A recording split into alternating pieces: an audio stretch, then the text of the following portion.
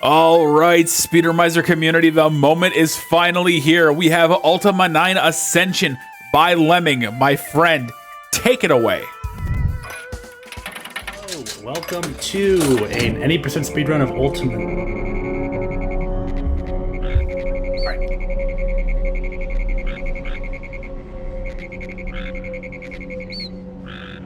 Hello, I am Lemming. I am here today with one of my two Speedromizer games, Ultima 9 Ascension.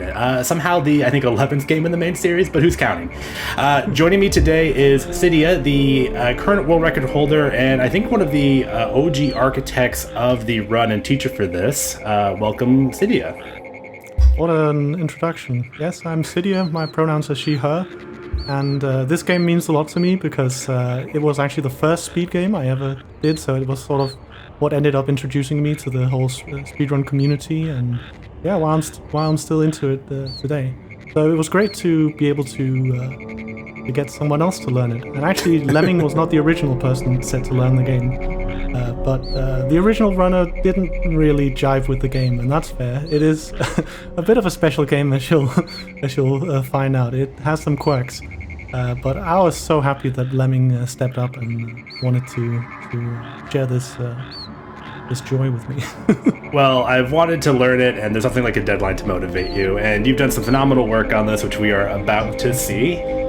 So let's dive right into it. We're going to have a slight route variance to kill Lord British. Thank you for your charitable donations to destroy monarchy.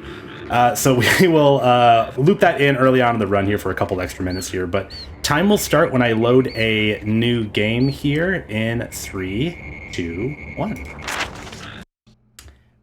So the game can actually sometimes crash right away when you load a new game. It might, yeah. He's not even in bed. It's a rough start. Avatar, arise from but he your will sleep. lie down real quick.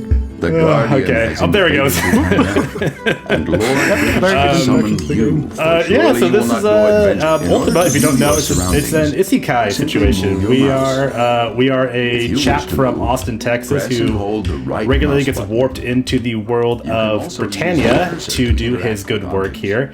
It's the 90s, so he has a bread maker, which is great because we do have rat poison as well. And if you put rat poison in a bread maker, you do get poison bread. If you wish to use the object, a surprise tool that'll help us very soon. To get out of our tutorial house, we do need to kit up here before they let us out of our house. Clothes optional. Right away, we are going to pick up a big two-handed sword and get into a debug room. There's a slightly quicker way to pull this off. Let's see if I get it. Ooh, nice. Jumping off nothing. There's a secret lever here to open our debug platforms. We're going to get the appropriate optimal drip and hop over to our first dungeon and keep things moving pretty swimmingly from there. And that went great, so let's go ahead and knock out a save. First clip, we are going to...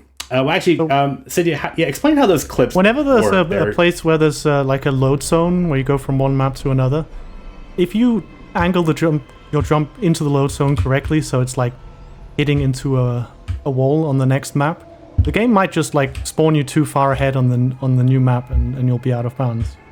So the way I actually discovered it was like I didn't even know out of bounds was useful, and it just kind of happened to me sometimes randomly in runs, and I was like, maybe I can actually use this.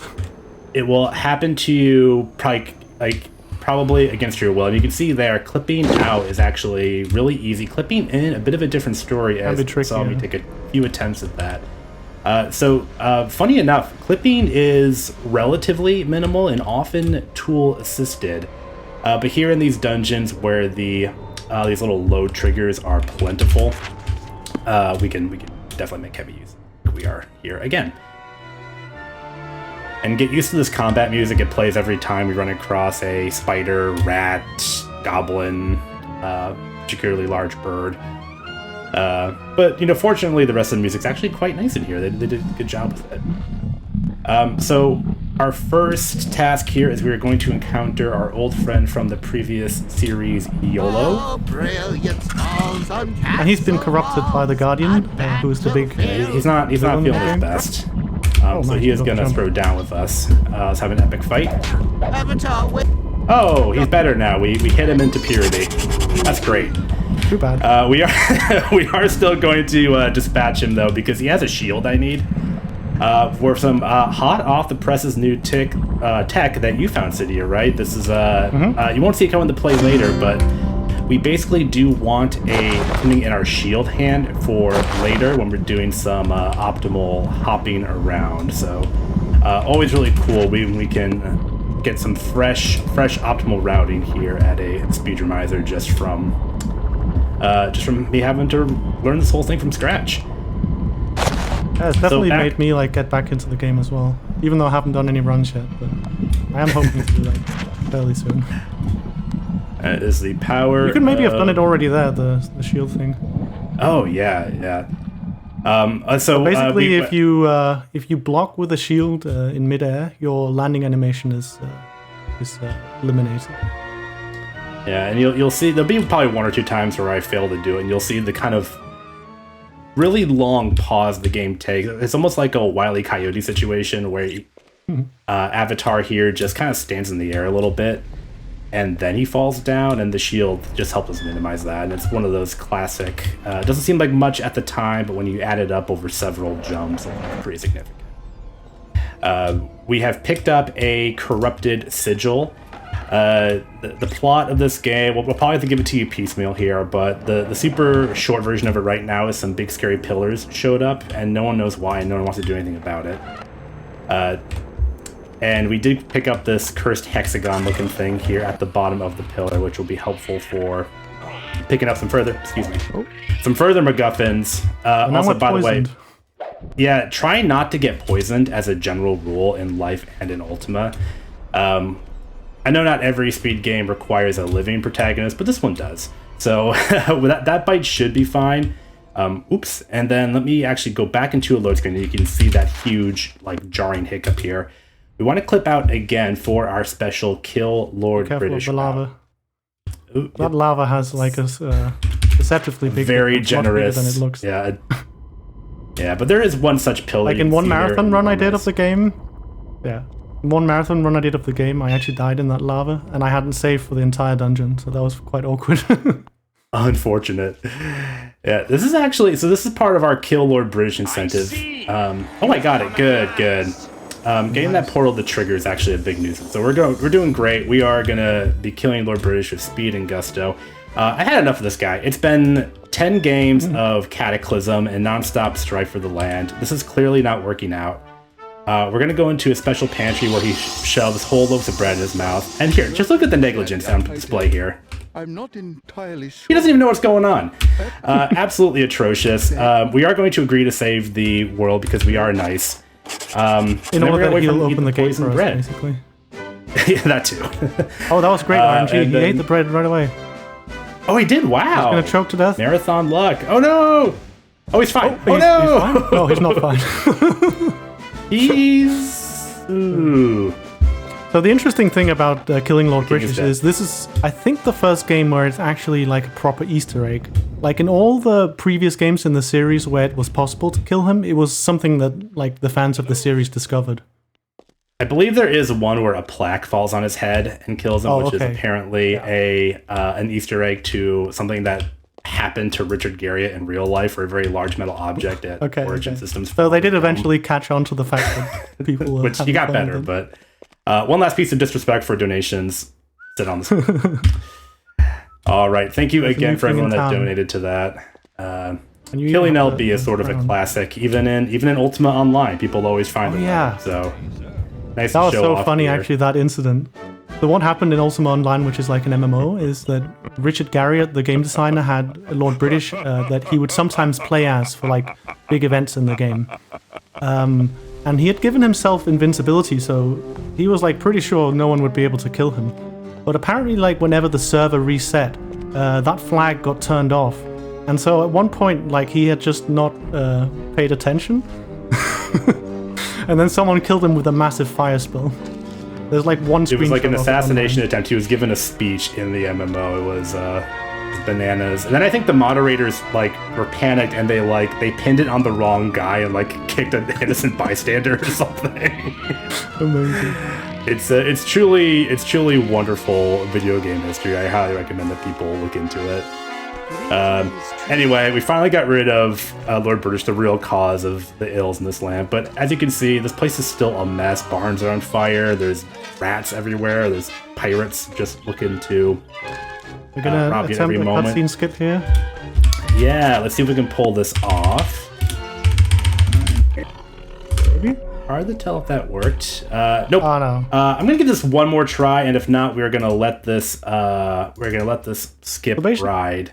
Basically, we're using the fact that the coming cutscene is triggered by your line of sight.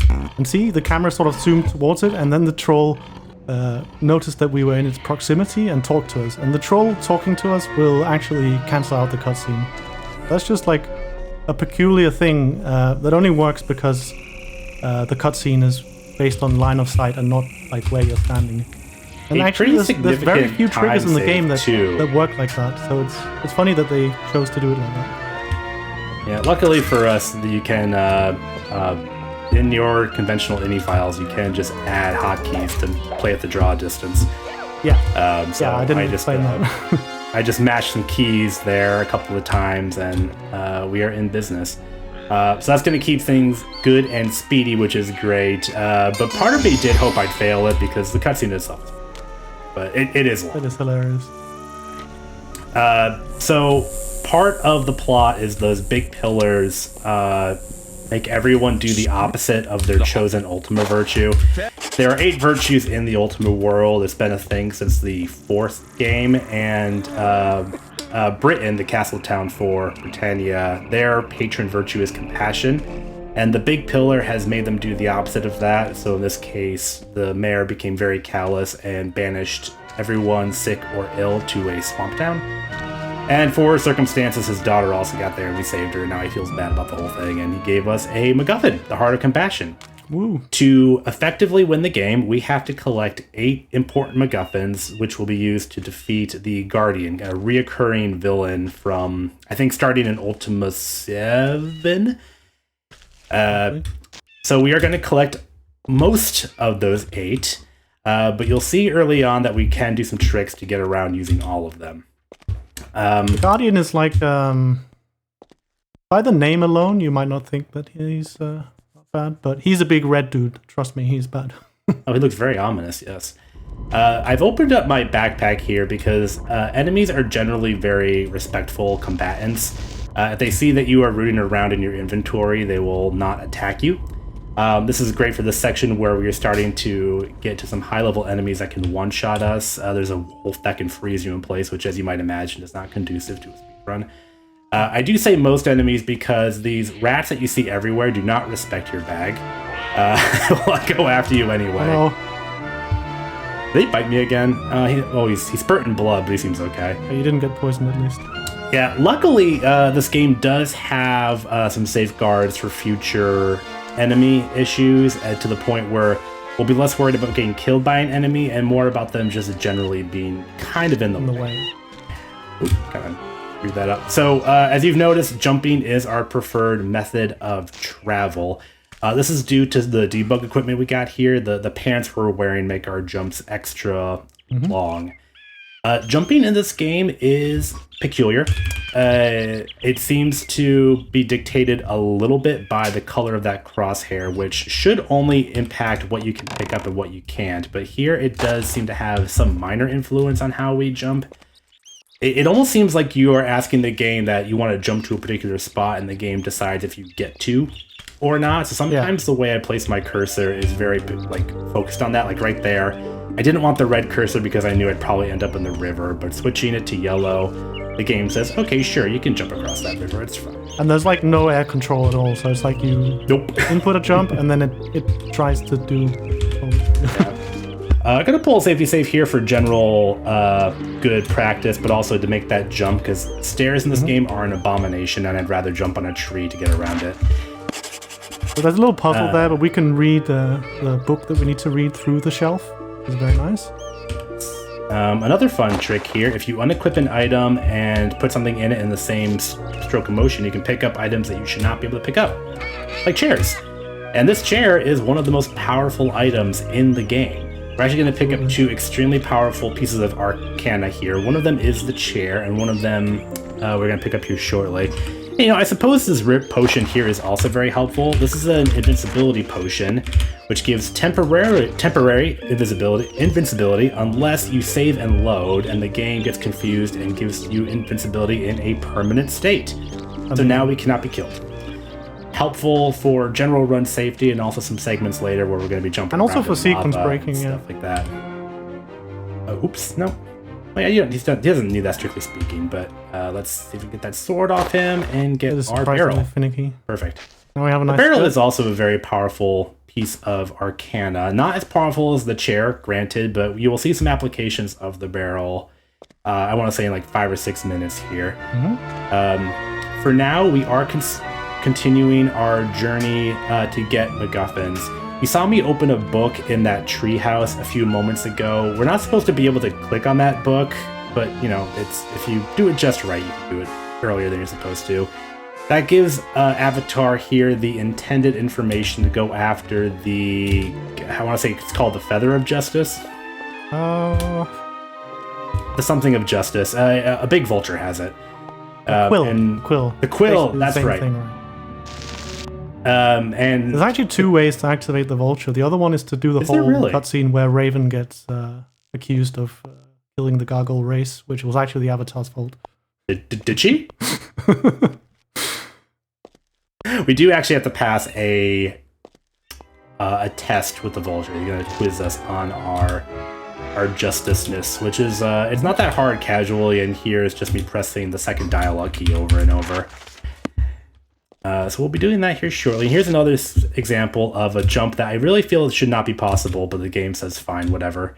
So we've leaped across that path, and we are coming up to Vulture Mountain here. If I can just get my jumps here. For safety, I'm going to side strafe here. Sometimes jumping into this area is a little finicky. You can soft lock the game. All right, we've solved his justice puzzle. And here's that tech that Cydia mentioned, holding our shield, the chair. Okay. I mean, I don't know it would change much when you're sliding anyway.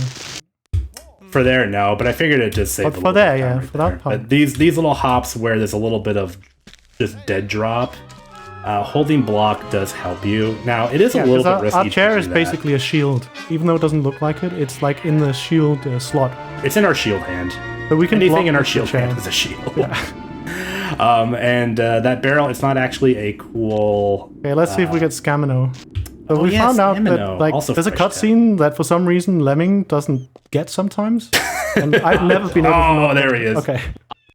So that's why this character is called Shamino, which is another one of the Lord British's Richard Garriott's alter egos that he used to play in D&D with. Yeah, he put himself in a statue. It's complicated. I don't know the story. I'm sure he had a good reason. So now I'm actually going to cleanse a shrine, which in the original version of the run, there was no reason to do it. You just needed to get the MacGuffins. But one of my YouTube friends actually figured out that the cleansing ritual is funny, that it'll actually like create a new sigil, but it tries to remove the one you actually placed. But by doing what Lemming is doing right now, placing the heart down and then coming back, the game thinks that it's like permanently placed, even though it is now removed to the tool belt. So removing it and then placing the other thing you need to cleanse the shrine will be enough. And then the shrine will just magically make a new one. Yeah, but not before doing a big to-do. So I think the way it's supposed to work is you would also see the heart flying around up there. Exactly, yeah. As we and then the purify game would our like delete hexagon. the heart, and then it would spawn a new one when this sequence. Sure, ends. why not? Lucky for us, so we do this twice to skip 2 other more inconvenient MacGuffins to acquire. So I never saw the old route. How much does this save? That just due to the fact that we can now duplicate a couple of our. I mean, it's hard to sigils say here. because like when I included this in the run was also when I included chair warp. So Oh yes. So chair like warp. a lot had changed at that point. Like I'd been away from the game for a while, and a lot of like small stuff and also big stuff had been discovered. So I can't really say how much the things individually save. We might But be I mean, given. it basically meant that we could skip an entire dungeon. Like before, we would actually go into Death Start, where you kill a dragon, and it's like in a completely different area of the map.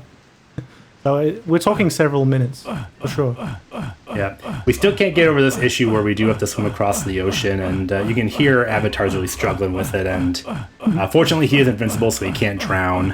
It does take a little bit of time, though, so if we do have any updates for the rest of our event here, this is a good opportunity. Yeah, so we actually do have a $10 donation from Yakko Bean that says, "'Tis beyond my reach." And that The wasn't Avatar's reach is very long. Good, thank you. Jacobin is making a joke about a different late 1998 franchise killer, King's Quest VIII Mask of Eternity, which is also a speedrun I have, and some of the things I love about that run are present here. Questionable item grabbing, weird jumping is one of them, so this game still required some fresh perspective, and I learned a lot of new tricks, but part of it kind of felt like going home again. Now, clipping, as we've mentioned before, sometimes clipping is easy, sometimes it's a whole thing. Here, we're going to utilize a spell, which, for reasons I've never totally understood... You accidentally moved. Yep, whoops. Stay perfectly still, then jump. There we go. Yep. Yeah, so basically the spell called Wizard's Eye is supposed to be like used for scouting, but it also has the property that your next jump can just go through stuff. Let's see if we can use our all-powerful barrel correctly here. Now, the fun thing about this barrel is it has some really good geometry to it that's really atypical for the game. And as you might imagine when you are coding your video game, generally you don't want your player character in barrels or on barrels or going through barrels, and so the game really does not want the avatar to be anywhere near it. But it's very jagged, and when you put it in a compressed room like that, you can typically get the game to decide, you know what, I need avatar anywhere but this barrel, and sometimes that does mean outside the wagon that we were locked in. So again, a big quest skip of some variety. I've never actually completed the original quest, but I assume that's also a pretty significant one. It is. You have to go into a whole dungeon. Yeah, so thankfully So the swim is a interestingly, you can little actually bit shorter. grab one of the items you need from the wagon just by moving the camera inside it. But not the the lens. the lens exactly, but this is hanging the out sigil there. you do have to get inside. Yeah. This game, so Ultima in general, for anyone who's not familiar, it's probably a great example of one of our earliest open world style video games. Most early titles going back to the early 80s, you're just kind of thrown into the world and you have to have at it. And this game wanted to honor that legacy, kinda. Like, it knew it couldn't be a linear game entirely without being pretty heavily criticized for that. So technically you can go anywhere in the world, but they do put those weird ocean gaps in betweens that would normally kill a casual player. The kind of more, I don't know how subtle it is, but basically railroad you into doing everything in a certain order by befriending a pirate lady of a ship. But we don't need that when we're invincible. Yeah, normally you would have to like complete every part of the game and then you unlock new destinations for the ship. So you did see I placed my chair there. I promised we were going to get back to that. I was not kidding when I said it is probably the most powerful item in the video game. But first we do need to grab one more MacGuffin, which this lady Batista has, but she won't give it to us until we pick up an item for her. And this game does follow Todd Howard rules, where characters are unkillable while they have quest relevance, so we can't do that either. Fortunately, her quest involves picking up a mage's shield in her neighbor's basement, and we can also... Oops! There we go, we got a crash. Luckily, I did do a safety not too far ago, so we probably only lost 30 to 60 seconds here. This game has what's funny no is I was about to make one. No, that is a classic spot where we lose the... Yeah, just going through that teleport so is also a bit dangerous. Like yeah, so maybe I shouldn't open it at all. There was I recently found like a small route change, which makes it like not crash quite as much. But in the previous version of the run that my PB uses, that actually crashed 100% of the time. So what I would do, since the game crashing takes a little time, instead I would just save there and exit out and relaunch the game, because at least that would be a little bit faster than having to crash first. Yeah, and the game must have known that we were about to force the issue because I was about to quit out, if not like 5 seconds. But Yeah, so whenever you manipulate beat us to items on the avatar's person, that is also something that can crash the game. A lot of things this can crash door the here game. is also a problem. So lesson learned. Let's pop it here instead. Although the fact that we've had the restart now, it should be very simple. You see a barrel there. Of course, we're going to take a barrel. Barrels are, of course, the second most powerful item in the game. Let's hold on to that, and then we need a mage's shield. That is what Batista wants before she gives us her MacGuffin. Luckily, the camera can get past this barrier. Friend. Yeah, there we go. Yoink. So you're supposed to do a whole like physics puzzle with these barrels and put them on like switches to make the. Oh no, I didn't down. know. But you can also just let Really the camera clever at like doing that. float past the barrier, and anything like the crosshair can get to, you can pick up. The avatar has ridiculously long hands. Yeah, as long as you go into hands mode. Otherwise, you have to obey this cursor here and only pick up stuff than the green cursor. Anyway, quest complete. Let's get her item. I could have talked to her, I suppose, but it would have been longer than just hitting her with a big sword a couple of times. Okay, So that barrel has to be placed Lydia, there. this Very is your magnum opus. Go ahead and walk through what's about to happen. So we're gonna like first do something called a teleporter delay. We're gonna place an item on this teleporter and jump onto it, and then remove the item under us. That's gonna allow us to actually not activate the teleporter until we jump out of it.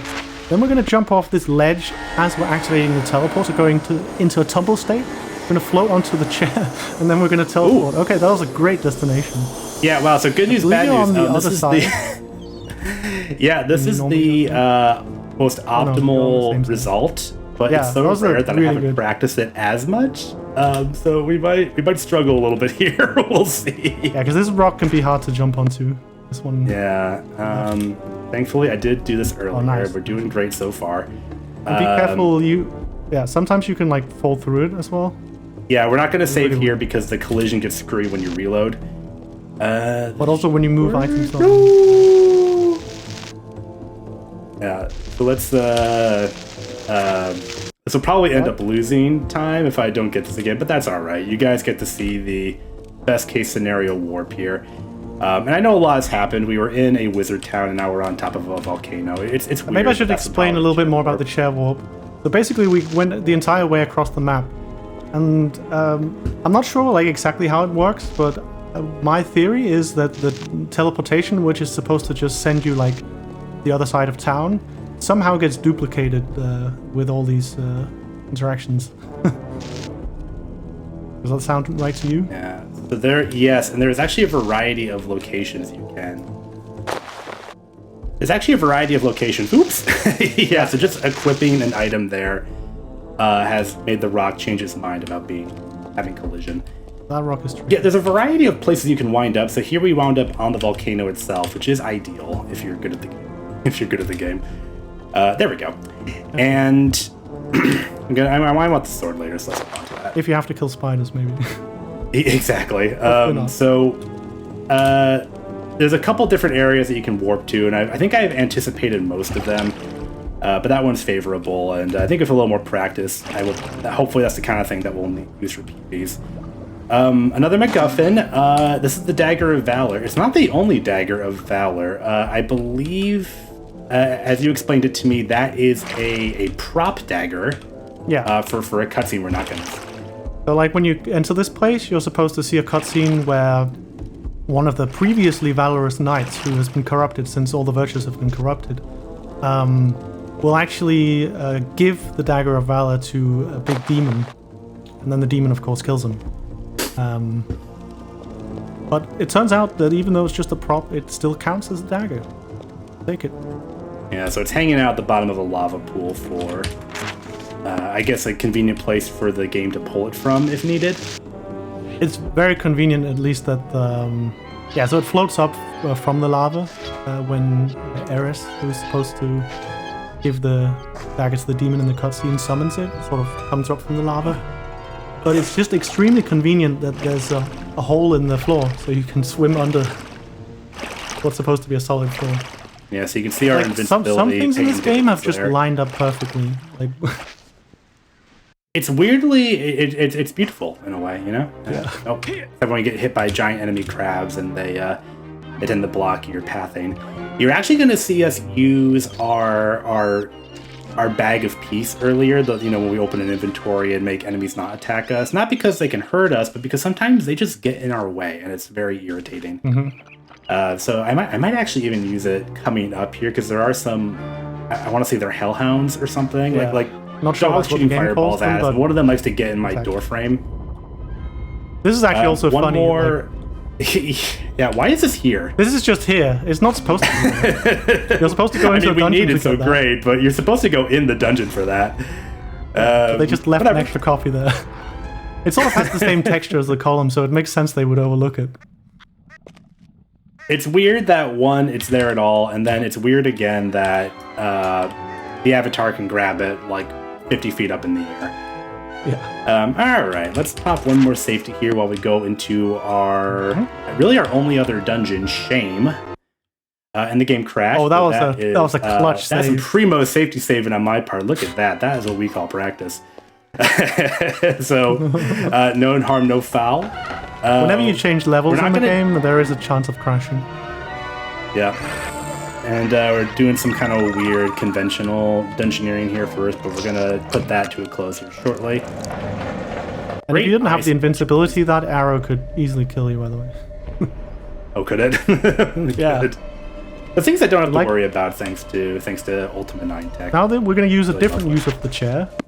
You're supposed to do a whole puzzle to make the statue go away to reveal the teleporter. But instead you can like touch the teleporter just like by a little bit. And then you can sit down on your chair, which does something called a chair float, where the game sees you're sitting on a chair, but on the previous map that chair was at a specific coordinate, and now you've teleported to a new map where that coordinate is different relative to like the spawn point of the avatar. So it'll just sort of like float you to that spot and like ignore all collision. And here we're just trying to grab this chalice before a timer. Because actually you're supposed to like for some reason wait for 30 seconds until this box that you spawn in asks you for a password. But you can actually complete the whole thing you need to do there before you even get asked for the password. But it can be like a little hairy, like if you mess up some of the movement, you might get asked for the password before you I was a pick little concerned about marathon luck there. I haven't messed that up in a long time. that one very well. That one fine, yeah. You heard my sigh of relief there because at one point I misjudged my avatar's ability to grab items in the distance, and my first attempt failed. And at that point I was like, "Ooh boy, this might fall apart." But luckily we did get it. And the reason why I couldn't just run up into that room and grab one is there is a cutscene with a mid-tier bad guy in there, and besides the fact that the cutscene is long. It also disables our little trick there where we warp back to the beginning of the dungeon. But basically what the problem happens is like we want the... there is a teleporter to get back to the first part of the dungeon, but it would actually put you like on top of the teleporter that's blocked by the statue. So you would need a way to get out from under there. A little bit of a soft lock. Exactly. But yeah, basically what happens is he breaks the Chalice of Honor, which is one of our MacGuffins, and why is my flower pot? Oh, there we go. I could use the stairs, but I hate stairs. So the whole thing we have to do in this area after the Chalice of Honor has been destroyed is we have to like infuse a regular chalice You're in high spirits with today. honor by doing an honorable deed. And so what we're going to do is we're going to someone help will. this guy Joshua, I think he's called, maybe? Joshua or Virgil? Virgil. Seems I to think be it's a- Virgil. I just Yeah, for some anyway, he has reason a bunch of always call him spiders in Virgil. his house. I don't even know how that happens. Like, it's a lot. Loud sound incoming. Oh, yeah. These are like the ghost stuff, or like older paladins, and they're very mad that the virtue of honor has been forsaken. And if you hang out inside that house, the ghosts they will attack you. You're gonna get a heavy helping of this at the end of the run, but the voice acting in this game is not professional. It's something. Yeah, it's very much, I think, getting people around the office to do their part kind of So vibe. basically, we just got one of our old companions, who's now also a ghost, Dupre, I believe There's it's her called, Ultima to 7, I shame think. that paladin into helping us. Yeah, we need to help Lucero, the paladin, get his groove back, and the way to do that is for him to join us on helping Virgil with this spider portal that he managed to open in his house. And when we do that, we basically activate honor again in the town of Trinsic, which, you know, honor is their patron virtue, so it is important that they have that. And you can see they've already teleported here. Now, we don't have to help. They will take care of some of these spiders. They will struggle with a boss spider that will appear. But we don't actually need the boss spider to be dead. Just the boss spider existing is sufficient for the game to get confused and say, well, you must have done something, so good enough, quest complete. There is a chance it doesn't happen, though, and I'm going to wait for an audio cue to see if we got our expected effect or if we're going to have to run back there. We got it! All right. The audio cue. Yeah, so basically it was kind of funny the way I found this, because I'd always just assumed, of course you have to kill the boss, that's the quest. And then I suddenly noticed that the sound effect for like completing the quest already plays when the boss spawns. And then from there, the next step was realizing that the boss will spawn without the avatar's help.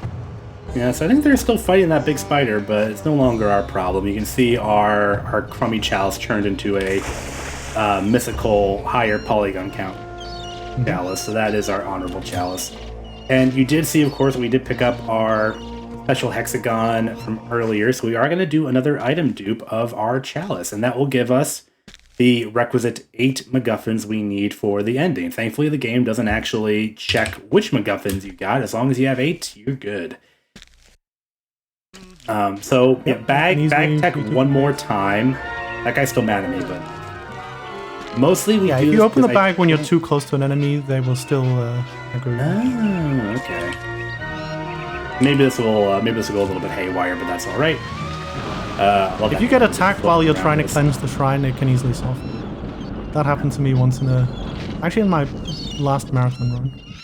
Yeah, but same tech here. We're gonna plop our chalice, come back, and then take it back, and then the game should dupe us a new one when we do our mantra of honor here. Speak now the mantra of honor. We had Sum and we had I believe the mantras have been the same in all the games, right? Yeah, it is, and I think the reason why they're so short is you get most of them in Ultima 4, which is a text parser game to some degree, but it only ever tracked the first 4 characters, as I learned a couple of weeks ago, of the words you put in. So if you want to ask about a sword, you only have to type SWOR. And so I think for the mantras, they just decided to make it very specific words, and all of them are pretty short little, kind of like noises, essentially. Yeah, the mantra for the compassion shrine was moo. Yeah. Kind of funny. The Shrine of Cow's Passion. Anyway, endgame. Woohoo! So we are going to take one last big swim to the Guardian's headquarters, which is just an island full of random high-level enemies and his own fortress, which he's styled in his own visage. You'll see what I mean. And from there, we'll do a little bit of cutscene catch-up. Yeah, so for some reason in this speedrun, all the cutscenes are backloaded. So I hope you're ready to strap in for. Yeah, it's a pretty good dialogue. It's you're gonna get a big lore dump for the final game. Yeah, I mean, so this late 90s, that's a classic time for your beloved PC franchise to die. Ultima, though, it always intended to stop after 9. They're kind of gunning for. I think they were going to do Ultima 10, but it was going to be an MMO. Were they? Okay, yeah, I think they do. They do have an advert for a second Ultima Online in the Avatar's house on his computer, but that didn't pan out. But in terms of the single player story, I do think they always intended for this to be a bit of a finale. But I think there was one point when they made the what's it called, the engine for this game. Like, they were really, really hyped about like new 3D graphics, and I think Richard Garriott said at some point that he wanted to go back and like remake all the games in the new engine. Oh. That's something. Okay. Well. Anyway, now is probably a good time to, if there's any messages you want to read, TJ. Yep. Any other updates? Now's a great time. Yeah. So no new updates. That's all I got to say. Really solid run so far. No, yeah, and Avatar's got a lot to say as well. You can hear him. Lemming is playing really well, actually. I don't think you've made any like horrible mistakes. You did miss the Maya cutscene once. Skip that. Oh, I did. Yeah. Yeah, I think I could probably have, if I really wanted to have tried that like 5 more times before it became a suboptimal to attempt. Yeah. And you were also a little bit unlucky with some crashes. Well, I don't know. It is possible to get through this run without any crashes. It's not clear that the way the route is currently set up that you can even do this in one crashless segment. Fortunately, thanks to modern machines, it's not a huge deal. Because we can just boot the game back up. But for the time, my understanding is that saving, loading, booting this game was a big effort. Right. You're probably right.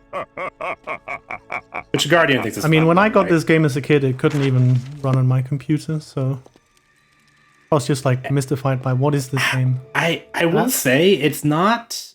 I've seen uglier. Like everything looks like it's supposed to. It's Sure. The I think music with a little bit is more nice. polish, it could definitely have been a solid. There are game. some subtle polish issues. That's true. Detecting some minor polish issues. Hello. So now we're actually going to go into a cutscene which is supposed to play like in the middle of the game. Like when you've cleansed like 4 or 5 shrines, the Guardian will actually drag your pirate ship to his island, and he'll be like, ha ha ha, look at me, I'm so powerful, as you'll see coming up.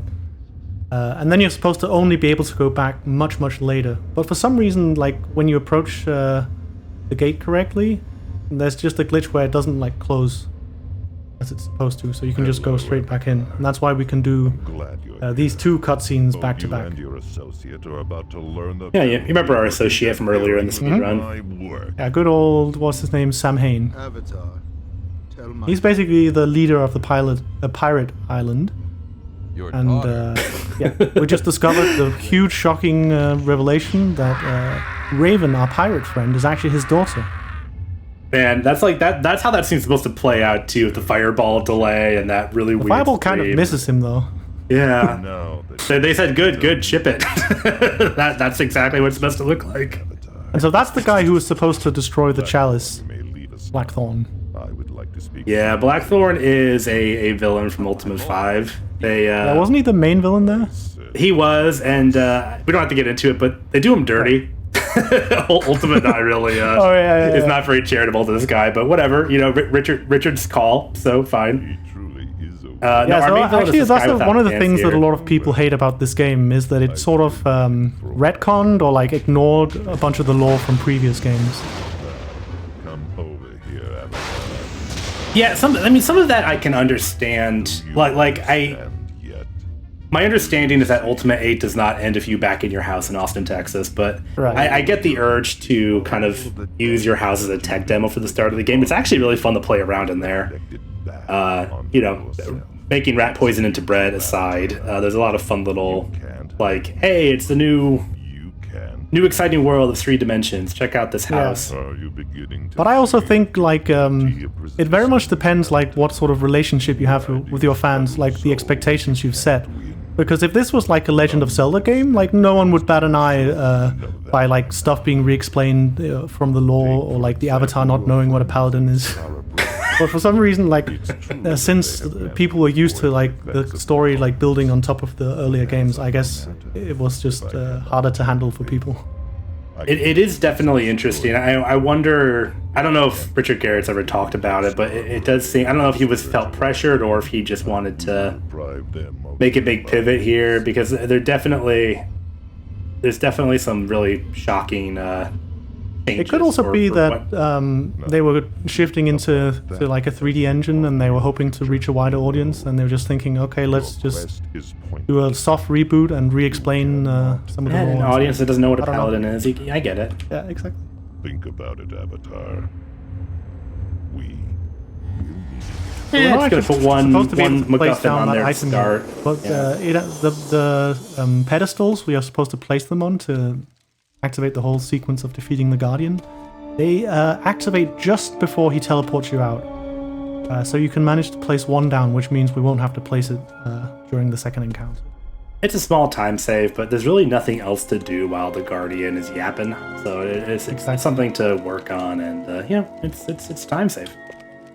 Let's save one more time. Go. But yes, we are now in the actual final cutscene. Mm-hmm. The game does not really. A bit of an oversight on their part. Those doors should not have been open, but whatever. Oh, hello. So it works out for us. We can just march right back in there and set up our spells. And thankfully, the game does allow for a bit of meta knowledge. We find out that we're supposed to cast the spell of life to yeet him back and from his current dimension back to our dimension, so we can beat him up. Essentially, beat him up with ritual. But we don't have to learn the spell. Yeah, first I do have to. We just need to know the words. Yep, and the words are, thankfully, I think they are also consistent with past iterations of these spells. Like, there was an Armageddon spell I think you could use in Ultima 7 for funsies. It's not conducive to winning the game, but I mean, you can cast it if you want. So here we go, last MacGuffin on its last pedestal. That Guardian is the Guardian that we left. It's not actually him, though. We just didn't have time for the asset to He's not supposed to be there. Well, it's because we entered through the gate, which we're not supposed to be able to. Like, we're supposed to actually do a whole dungeon, like entering from a side entrance. Speak now the magic words of life. Now we're gonna do a little bit of typing of the dead. I kind of appreciate that. That's like that's sort of a classic holdover from the 80s. It's a nice little touch. Even if I bork it and it kills time and I. Now here comes the real Guardian. Yep. Like, his plan was to like be off planet and make like moons collide into Earth. It makes no sense. I mean, he's invincible. He could just I don't know, march into Liberatius Castle and sit on his throne. I believe in some of the other games, like it was implied that even like the Guardian entering Earth's dimension might like destroy the whole universe. I think there is an implication that he wants to conquer Earth next. It's like, I like Earth more than Britannia, so let's stop that. right. All of Britannia and anything else that I choose will be. He has spent too much time monologuing. I do like the Guardian's voice acting, even though the writing isn't very good. Anyway, the other thing we learned from meta knowledge is that if you take 3 chunks of a black gate and put them in this fun circle, we can also complete Ascension in the title. But not before we get some more cutscenes. Yeah, so now we're gonna see all of our old companions, which they were all corrupted, and now they're all working for us again. We didn't really do anything to uncorrupt them. Well, I guess we cleansed 2 shrines, actually. Mercifully, they only give us 2, although this one is not the shrine we cleanse. This other lady's doing justice or something, which I don't think we ever bothered with. But these people are the real heroes. I mean, the Avatar didn't really do much. Just got some stuff and put it on some platforms. Yeah, so now you can tell the pillars are purified because they turn blue a little bit. Cool. I've actually found that specific column. Is that a cutscene only column? I think so, yeah. Right now, even as we speak, your The 9th column are being cleansed. They're being turned so the voice work on the Avatar is also a thing of beauty. Yeah. He does admittedly sound like just a dude from Austin, Texas, so whatever. This is all too late. A fun fact, in the Japanese dub of the game, they got the voice actor for Solid Snake to do the dub of the Avatar. That makes sense. I mean, he's constantly asking questions. Paladin, Codex of Ultimate Wisdom, Psycho Mantis. Too late, you say? Too late, you say? The moons didn't collide. Their orbits are no longer decaying. And then we are nearing time here, but we cast a last spell while the Guardian's monologuing, which I find very amusing. That's impossible. But he's gonna keep yapping, and we are gonna get our final spell in here, Armageddon.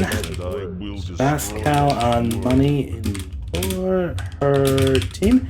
And we're going to take our places for time. I will call it here momentarily. It's basically when we pivot to a cutscene here. And 3, 2, 1, time. GG. Thank you. Yeah, that went pretty okay. Hopefully you're seeing this cutscene. I tried to make it play on OBS, and the best I could do was this awkward part where it just captures part of it. But you're getting the gist of it. We're ascending. We are churning into some sort of spirit, and we're gonna take the Guardian with us. And much like the Ultima franchise itself, we are gonna fade away. Here we can appreciate like the resolution that you'd probably be playing the game in 1999. Like yeah, kind of. by using the Endlight wrapper, we can actually like render the game in full HD. But no one. Yeah, I mean, if you do want to play this game yourself, I promise it'll look better than this. And I think it's worth it. I mean, it's not. It's silly, but I've had a lot of fun with it. And just for a quick shout out, I do want to give props to Cydia again for basically rolling with me, just jumping into her DMs and saying, "Hey, can I run this game at Speedromizer?" And jumping on late calls to walk me through it. I really appreciate all your effort on that.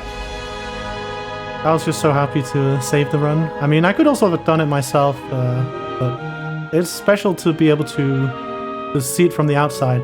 Because actually, before you, the game has only had one other runner, and they were active like in a period where I had like big hand troubles.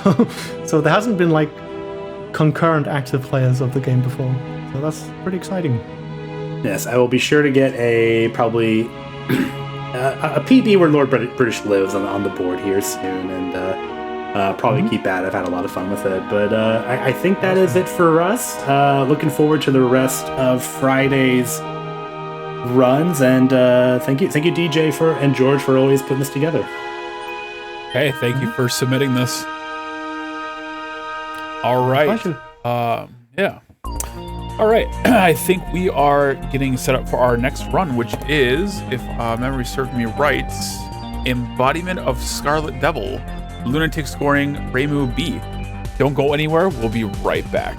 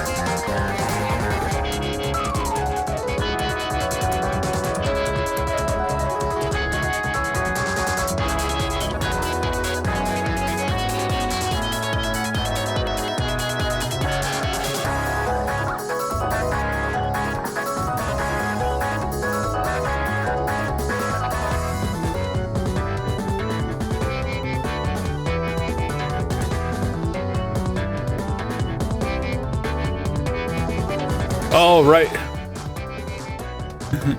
All right, Speedromizer community, we are all set. Well, correction, I'm getting a little too far ahead of myself. We are currently getting set up for EOSD Toho. Got that all backwards. However, my time on the host mic has come to an end. However, I am leaving you in the more than capable hands of 32 System. My friend, how are you doing? Wow, bold statement right there. Very bold statement. But yeah, I think I can do this. You got this. Take it away, my friend. All right.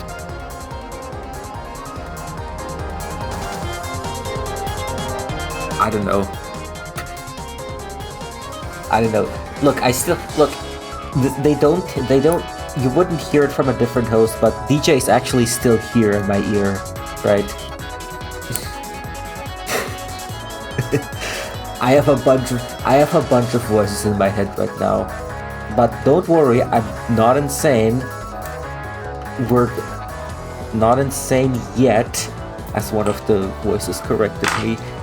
Anyways, we're getting close to ready for the run. The USD run. Toho 6, embodiment of Scarlet Devil. Yeah, I just